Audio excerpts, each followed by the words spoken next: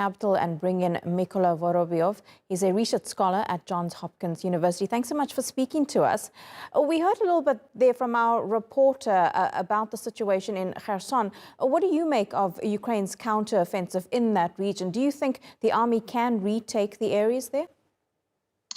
Hello, studio. Thanks very much for having me. So first and foremost, I agree with you that Kherson is critical because it helps Russians to secure the land bridge from the previously occupied Crimea in 2014 to the occupied DNR, LNR, so-called republic. So they will preserve this land bridge in case if they capture and hold Kherson. The second point, Kherson is also very important for Russia because this may be the a single symbolic victory to them. I would say that this is only one of the biggest cities which Russians managed to capture, even without any serious fighting there.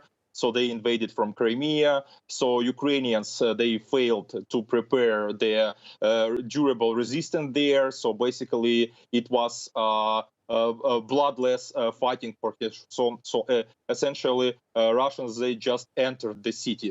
And now they control it. It is only one single biggest city, which they control at this point after the full-scale invasion on February 24th. So basically, that's the second point. The third is that on September 11, Russia will have a regional national elections actually to their parliament, to their regional councils, and at the same time they want to conduct the so-called referendums on the occupied Ukrainian territories and eventually to annex these territories. Which can remind us of the Crimean scenario again in 2014, when the 3 million people of inhabitants peninsula of Ukraine was just annexed and incorporated into Russia. So basically, this is the third point. And last but not the least, of course, Zelenskyy mentioned that Ukraine has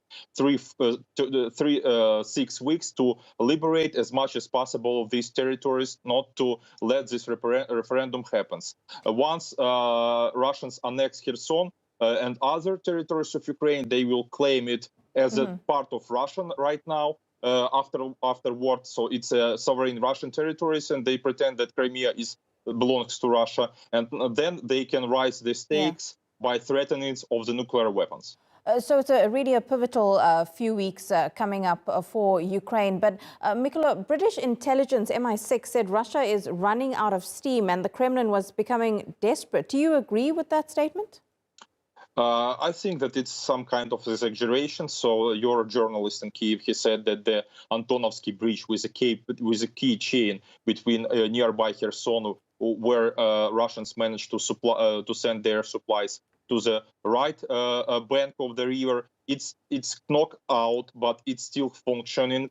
So Russians, they over the last 2 days, they organized the pontoon ferry. So they somehow managed to build up a quite durable defense line. And some experts and people on the ground, they say that they do it very professionally, and there are 3 or 4 defense lines already built. So it won't be as easy to Ukrainians to recapture Kherson as maybe some optimistic viewers on the West might think.